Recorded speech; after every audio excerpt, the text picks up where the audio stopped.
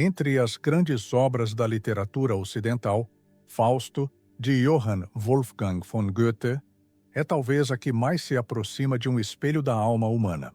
Escrita ao longo de mais de 60 anos, a obra acompanha um homem dividido entre o desejo de conhecer tudo e o fardo de ser humano. É uma jornada espiritual, filosófica e moral que atravessa os séculos como símbolo da inquietação moderna. Goethe não conta apenas a história de um pacto com o diabo. Ele investiga a essência do homem que, ao buscar o infinito, esquece de viver o finito. Fausto é a tragédia da razão que tenta compreender o mistério e do coração que se perde na ânsia de ser Deus. Antes de mergulhar nessa viagem pela alma e pela sombra, curta, compartilhe e inscreva-se no canal Livros e Consciência. A história começa em uma noite silenciosa, onde Fausto, um renomado estudioso, contempla o vazio de sua existência. Ele domina todas as ciências, teologia, medicina, direito e filosofia, mas sente que nada lhe preenche.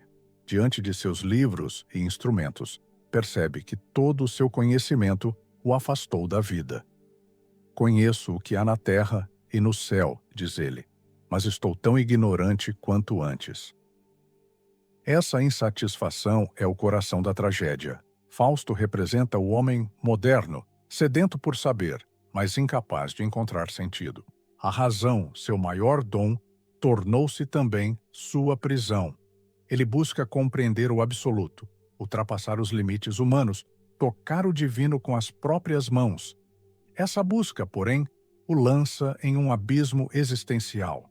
Em um ato de desespero, ele recorre à magia, tentando invocar forças ocultas que o conectem ao todo. Ao chamar o espírito da terra, Fausto é confrontado com a própria pequenez. O espírito surge, mas o despreza, afirmando que Fausto não é digno de vê-lo. A experiência o destrói ainda mais. Ele compreende que o conhecimento humano é uma ilusão diante da vastidão do cosmos. Na beira do suicídio, prestes a beber veneno, Fausto ouve o som dos sinos da Páscoa e os cânticos que celebram a ressurreição. Esse som o interrompe. Há algo dentro dele que ainda responde à vida, um resquício de fé ou talvez um simples instinto de sobrevivência. Essa pausa marca o ponto de virada. Fausto ainda quer viver, mas não da maneira comum. Ele quer sentir.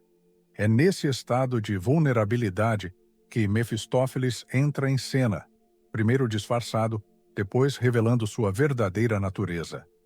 Ele é o símbolo do espírito da negação, do ceticismo absoluto. Onde Fausto busca o sentido, Mefistófeles vê apenas o absurdo.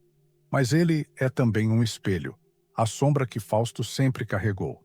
Goethe mostra aqui que o mal não é uma entidade externa, mas uma força necessária ao movimento da alma.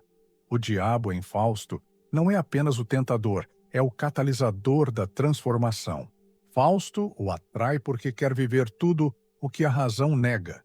E Mefistófeles, irônico, oferece exatamente isso, experiência. O primeiro capítulo é, portanto, a revelação de um homem que, ao tentar compreender o universo, descobre o próprio vazio. Ele é o símbolo da humanidade, quando perde o sentido do sagrado e da simplicidade. A busca de Fausto é a de todos nós, o desejo de transcender, ainda que o preço seja a própria alma.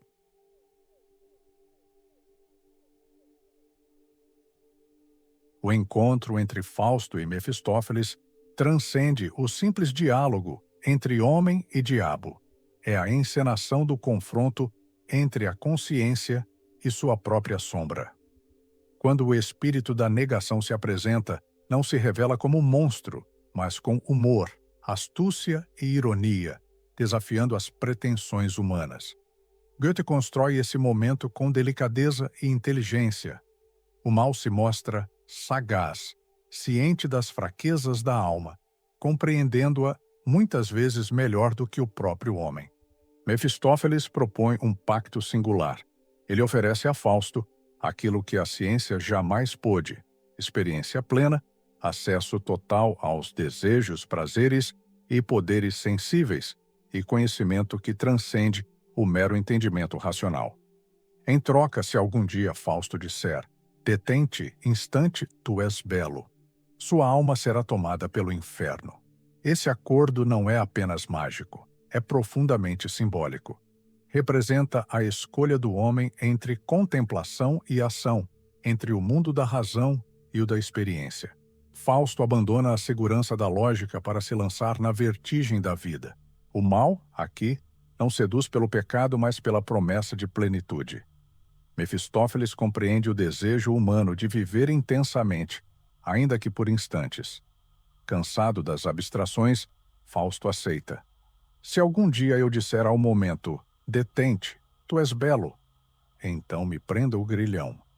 Essa frase define a essência da tragédia, a busca do eterno no efêmero, a tentativa de aprisionar o instante perfeito que, por sua própria natureza, não pode ser detido. Após o pacto, Mefistófeles transforma o velho erudito em um jovem vigoroso. Há um renascimento do corpo, mas um eclipse da alma. Fausto é conduzido às esferas da ilusão, a taverna, onde impera a vulgaridade e o esquecimento. O sabá das bruxas, onde prazer e loucura se confundem. Mas Goethe alerta: não se trata de hedonismo glorificado. O vazio do prazer sensível é profundo. A experiência não preenche o abismo existencial, apenas o amplia. É nesse contexto que surge Margarida, jovem simples e pura, símbolo da inocência. O olhar dela, diferente de tudo que Fausto vivenciou, desperta nele o amor verdadeiro. Pela primeira vez, sua busca pelo absoluto se transforma em encontro humano. Ele não deseja dominar, mas sentir. Mefistófeles observa irônico: o amor para ele é uma armadilha natural, uma ilusão biológica. Mas Fausto se entrega. Quer o infinito dentro do olhar finito de Margarida. O contraste entre Fausto e Margarida é central. Ele, homem da razão e da ambição; ela, símbolo da fé e da simplicidade. Nesse encontro, Goethe lança a pergunta essencial: é possível conciliar a busca do infinito com a pureza do coração? A tragédia começa a germinar, mostrando que o desejo humano, quando cego, conduz à destruição. O pacto não é apenas com o diabo, mas um espelho da condição humana, a intensidade substituindo a serenidade, o ser sendo trocado pelo ter, e a busca do instante perfeito que talvez só exista quando o desejo cessa. O amor entre Fausto e Margarida surge sob o signo da inocência, mas floresce em terreno sombrio. Fausto, rejuvenescido pela magia do pacto, é agora um homem sedento por sentir e viver intensamente. Margarida, jovem simples e pura, carrega no cotidiano a delicadeza que a razão jamais proporcionou. O encontro entre os dois parece prometer redenção. Ela o chama de Senhor, e sua timidez desperta nele uma ternura inédita, um contato direto com o real, que vai além de qualquer conhecimento intelectual. No entanto, o amor em Fausto não é refúgio, mas espelho da alma. Ele reflete o conflito entre o humano e o divino, entre desejo e culpa, entre corpo e espírito. Mefistófeles, sempre à espreita, manipula as circunstâncias, oferece joias para seduzir Margarida, instiga dúvidas sobre moral e fé e guia silenciosamente o destino da jovem. Assim, a tragédia cresce de maneira inexorável, quase imperceptível. Goethe retrata com precisão o desmoronamento da inocência. Margarida, encantada, entrega-se ao amor. Fausto, tomado pela paixão, cega-se para as consequências de seus atos. O diabo observa, satisfeito. O homem que buscava o absoluto agora se encontra preso nas redes da experiência mais humana, o amor transformado em culpa. A mãe de Margarida morre ao ingerir uma poção dada por Fausto, e o irmão Valentim, ao tentar vingar a honra da família, é morto em duelo. Grávida, abandonada e rejeitada pela sociedade, a jovem é dominada pelo remorso e conduzida lentamente à loucura. Goethe transforma o sofrimento de Margarida em retrato da fragilidade do espírito diante da hipocrisia e do julgamento social. A mesma pureza que a tornava símbolo de fé passa a ser motivo de condenação. O amor, quando confrontado com convenções rígidas, converte-se em crime. A sociedade cega vê apenas escândalo, não compaixão. Enquanto Margarida definha, Fausto busca escapar do peso de suas ações. Mefistófeles o conduz a novos prazeres, mas nada apaga o eco da culpa. O pacto concede poder de experimentar, não de esquecer. O homem que buscava o infinito sente agora o peso do finito. Em um instante comovente, Margarida, presa e delirante, conversa com o reflexo de Fausto em sua mente. Ela ainda o ama, mesmo destruída. Enquanto Fausto se perde, a jovem preserva a fé e o divino. Ao final, recusa fugir, entrega-se ao julgamento divino e afirma: sou salva. A pureza e o arrependimento a libertam, mostrando que o mal pode dominar o mundo, mas não o coração sincero. A morte de Margarida transforma Fausto. Ele compreende, finalmente, que o verdadeiro caminho para o absoluto não é o saber ou o prazer, mas o amor. Nesse momento, o inferno deixa de estar fora e se revela dentro do próprio homem, abrindo caminho para sua jornada de redenção. Após a morte de Margarida, Fausto entra em um estado de errância espiritual. O homem que buscava o absoluto e encontrou a tragédia do amor agora caminha entre ruínas, internas e externas.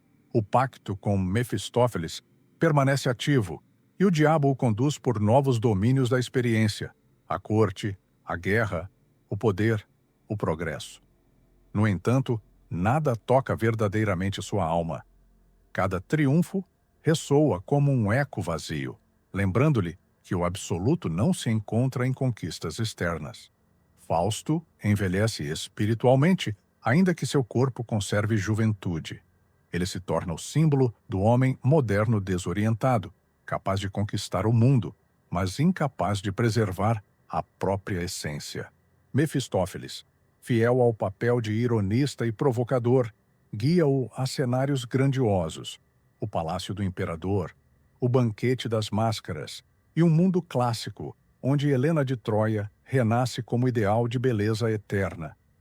Goethe entrelaça mitologia e filosofia para mostrar a incessante busca do espírito humano por equilíbrio entre o sensível e o ideal. Helena representa para Fausto a fusão entre sonho e realidade, entre arte e vida.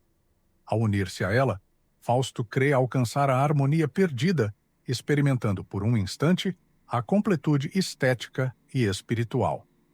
Dessa união nasce Eufórion, símbolo da criação humana e do impulso artístico. Porém, a felicidade é efêmera. Assim como Margarida simbolizava o amor humano e terreno, Helena representa o ideal inatingível. O mito não pode permanecer no mundo dos homens, e a imagem perfeita dissolve-se diante do tempo. A desilusão consome Fausto. Ele viajou do prazer à culpa, da culpa ao poder, do poder à arte, e nada o satisfaz. A promessa de Mefistófeles de proporcionar um instante digno de eternidade se revela impossível. Nenhum momento, por mais sublime, faz com que ele diga: detente, tu és belo. A maldição da insatisfação torna-se também sua salvação, impedindo-o de sucumbir à estagnação. O tom muda, Fausto envelhece e direciona sua busca não mais para prazer ou beleza, mas para a criação. Deseja usar seu poder para construir, ordenar e transformar o mundo. Pede a Mefistófeles auxílio para conquistar terras e erigir nelas uma civilização onde o homem viva livre do caos, o momento do Fausto construtor, símbolo do progresso humano e do espírito moderno que transforma a natureza. Entretanto, a ambição carrega a destruição, a terra conquistada está manchada de sangue, e o ideal proclamado repousa sobre opressão. Fausto repete no plano coletivo o erro cometido individualmente, tentar dominar sem compreender o custo espiritual. Mefistófeles o acompanha, zombando da ilusão de progresso humano. O desfecho aproxima-se. Fausto, já velho e cego, acredita alcançar sua utopia ao ouvir vozes e imagina trabalhadores em sua terra, mas, na verdade, escavam sua própria cova. No auge da confusão, sente uma súbita alegria. Não deseja deter o tempo, mas seguir adiante. No eterno esforço do homem por melhorar, vejo minha salvação. Ele morre nesse instante, não em desespero, mas em plenitude, crendo que a eternidade reside no movimento, não na posse. Mefistófeles, triunfante, prepara-se para reclamar a alma prometida, mas Goethe reserva-lhe a ironia final. A redenção de Fausto está próxima, e a sombra do diabo será, finalmente, derrotada. A morte de Fausto não marca o fim, mas abre um limiar de revelação. O homem que buscou controlar tudo, que se entregou às paixões, destruiu e amou, finalmente encontra aquilo que nenhuma experiência sensível poderia proporcionar: a redenção da alma. Goethe transforma o instante final em uma lição sobre a natureza humana. A salvação não depende de êxito, poder ou reconhecimento, mas do esforço incessante de transcender-se, de caminhar na direção do bem, mesmo em meio à imperfeição. Enquanto Mefistófeles se prepara para reivindicar a alma de Fausto, uma luz celestial desce. Anjos surgem cantando, e sua presença transforma o espaço em um cenário de sublime transcendência. Margarida, agora transfigurada, surge como guia da salvação, o amor que permaneceu puro apesar da tragédia. Ela acolhe Fausto não porque ele seja merecedor, mas porque sua busca revela o movimento da alma em direção ao bem. Essa ação simboliza que o valor humano não está na perfeição, mas na persistência em perseguir a virtude. A redenção de Fausto ilustra que o ser humano é, por essência, imperfeito, mas capaz de esforço moral. Cada queda, cada erro, cada desejo cego contribuiu para a sua elevação. Goethe mostra que a experiência, mesmo corrompida pelo pecado, é o caminho para a maturidade espiritual. A moral não é imposta, é conquistada através da luta constante para o bem, mesmo sem garantias de sucesso. O pacto com Mefistófeles, que parecia condená-lo, revela-se como prova. O demônio simboliza a tentação da gratificação imediata, do instante perfeito. A salvação, paradoxalmente, surge do fato de que Fausto nunca se deteve. Ele desejou, errou, amou e construiu, mantendo sempre o movimento, a inquietude e a esperança. Essa insistência em buscar, em vez de possuir, é o que finalmente o redime. No coro final, Goethe sintetiza sua mensagem filosófica. O eterno feminino nos atrai para o alto. Essa expressão não é apenas poética, mas simbólica. Representa o amor, a compaixão e a receptividade, forças que reconciliam o humano com o divino, sustentando a alma em sua ascensão. Margarida purificada torna-se o canal dessa energia que salva Fausto. A lição é profunda. A redenção não depende de força, inteligência ou poder, mas da vontade persistente de bem. Fausto não é salvo por atingir o ideal, mas por permanecer em busca, mesmo diante da dor, do erro e da desilusão. Goethe lembra que o verdadeiro valor da existência reside no esforço contínuo, não na consumação final. O inferno, antes inevitável, é vencido pela constante aspiração à perfeição, pela luta da alma para superar o ego, o prazer e a ilusão. Fausto é elevado não como herói perfeito, mas como um homem que compreendeu que a eternidade não é destino, mas processo. O amor e a compaixão, representados pelo eterno feminino, transformam experiência, erro e desejo em crescimento espiritual. Goethe encerra a tragédia com esperança. O homem pode se perder, mas a alma que busca persiste, ama e luta, encontra a luz. Nessa luz, a redenção se realiza, mostrando que a vida, por mais complexa e dolorosa, sempre oferece um caminho para o alto. Fausto é a história de um homem que quis compreender tudo, amar profundamente e tocar o absoluto. E em cada tentativa encontrou limites, dor e perda. Goethe não nos entrega respostas fáceis. Oferece um espelho da condição humana, a inquietação, o desejo de transcender e o peso da própria liberdade. A salvação de Fausto não vem da perfeição, mas do movimento incessante, da busca que persiste mesmo diante do erro e da desilusão. Margarida, Helena, o pacto com Mefistófeles. Todos são reflexos de aspectos da alma humana, desde a inocência até a ambição e o arrependimento. No fim, a mensagem ressoa como filosofia viva. A eternidade não está no instante conquistado, mas no esforço contínuo da alma, guiada pelo amor, pela compaixão e pela esperança. O homem se eleva na busca, e é essa busca que dá sentido à vida. Depois de acompanhar a trajetória de Fausto, qual reflexão mais te tocou? A ambição insaciável, o amor de Margarida ou a redenção final? Compartilhe sua opinião nos comentários e participe da discussão sobre a alma humana e a literatura que nos transforma. Agora, se este vídeo tocou algo em você, curte e compartilha com alguém que, como você, também gosta de reflexões profundas. Se quiser continuar essa jornada com a gente, se inscreve no canal e ativa o sininho. Cada vídeo aqui é um convite para um novo olhar sobre si mesmo e a vida. Se quiser mais orientação para continuar sua jornada de autoconhecimento, eu separei 2 vídeos que estão aparecendo na tela que podem te auxiliar.